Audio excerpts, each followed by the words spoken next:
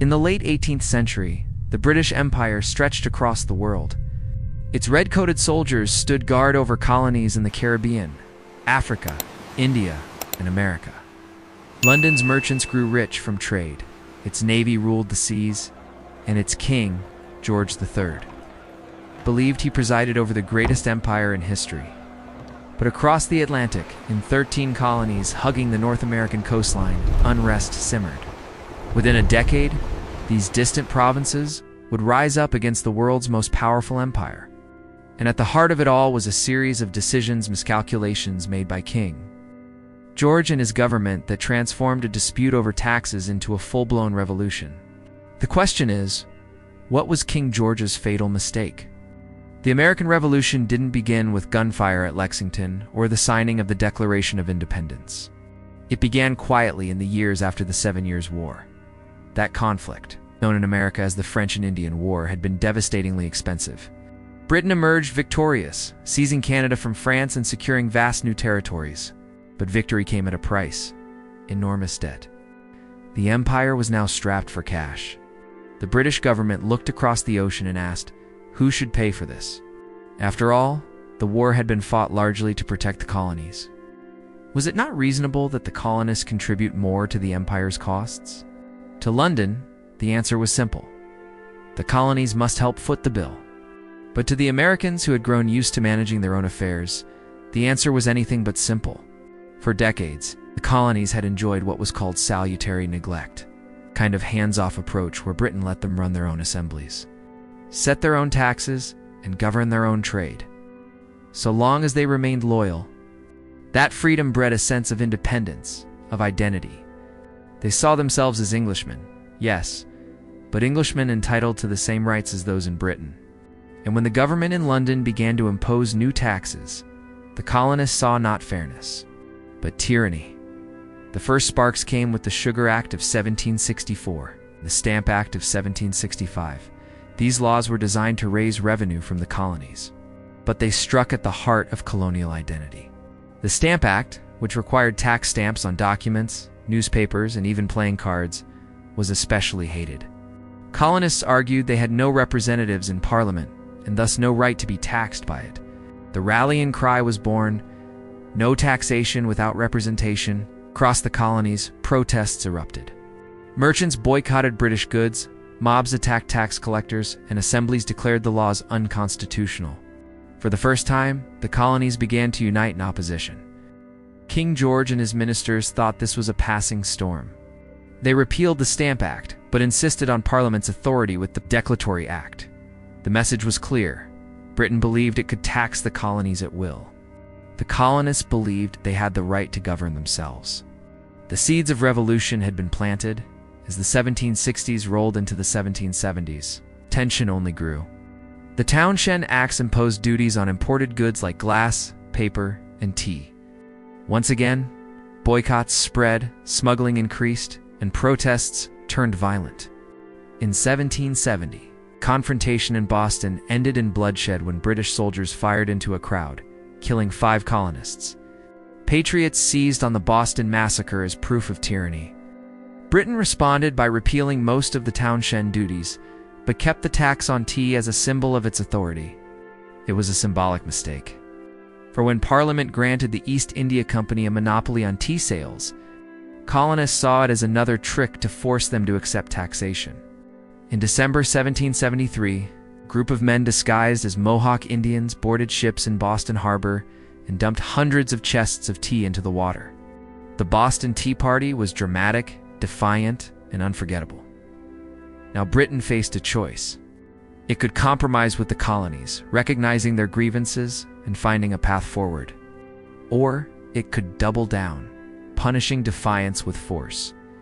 King George III, determined not to appear weak, chose the latter. The Coercive Acts, known in America as the Intolerable Acts, closed Boston's port, revoked Massachusetts' charter, and placed the colony under military rule. To the king, these were necessary measures to restore order.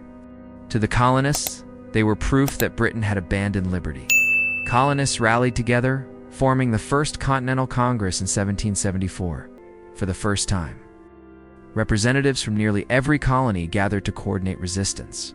The stage was set. And still, King George and his ministers underestimated the danger. They believed the colonies would submit when faced with Britain's military might.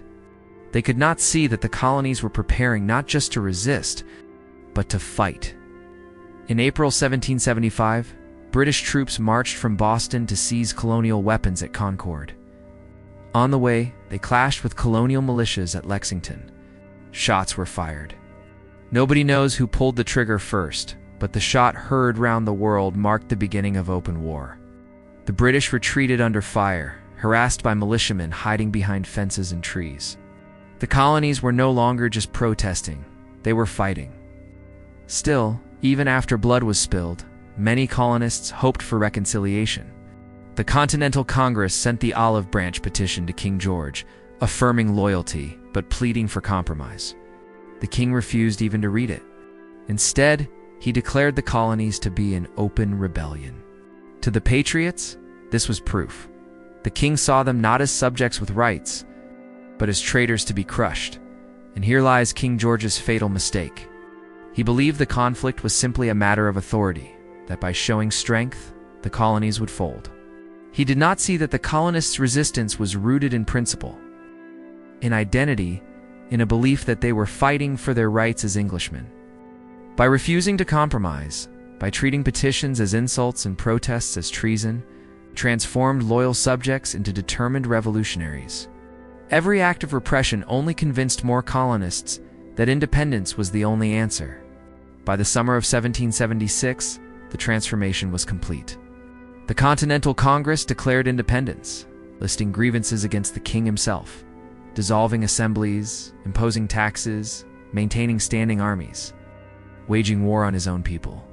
George III, once seen as a distant monarch, was now painted as a tyrant in the Declaration of Independence. The war that followed was long, bloody, and uncertain. Britain had the world's best army and navy, vast resources, and a global empire. The colonies had militias, volunteers, and a fragile sense of unity. At first, Britain seemed unstoppable. New York fell in 1776, Philadelphia in 1777. But the Americans were not easily crushed. George Washington, leading the Continental Army, kept his forces alive through retreats and daring strikes, never allowing total defeat. Then, in 1777, the Americans won a stunning victory at Saratoga, capturing a British army.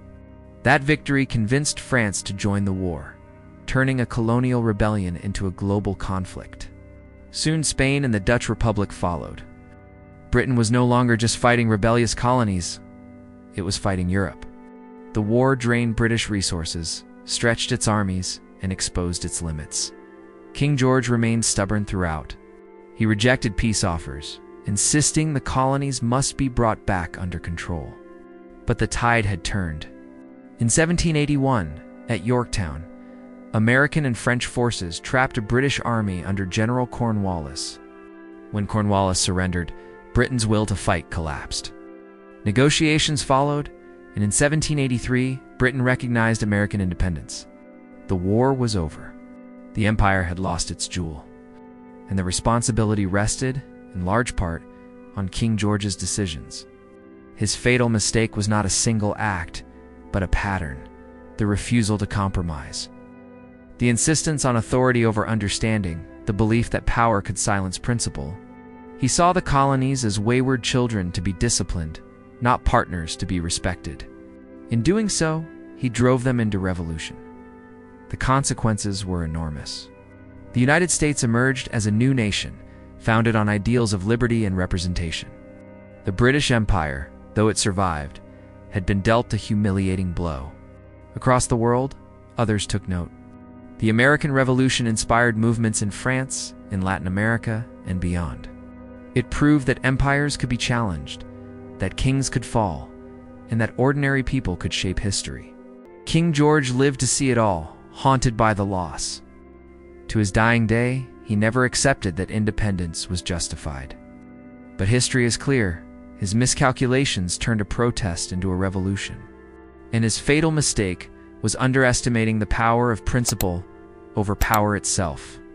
The story of King George and the American Revolution is not just about battles and treaties.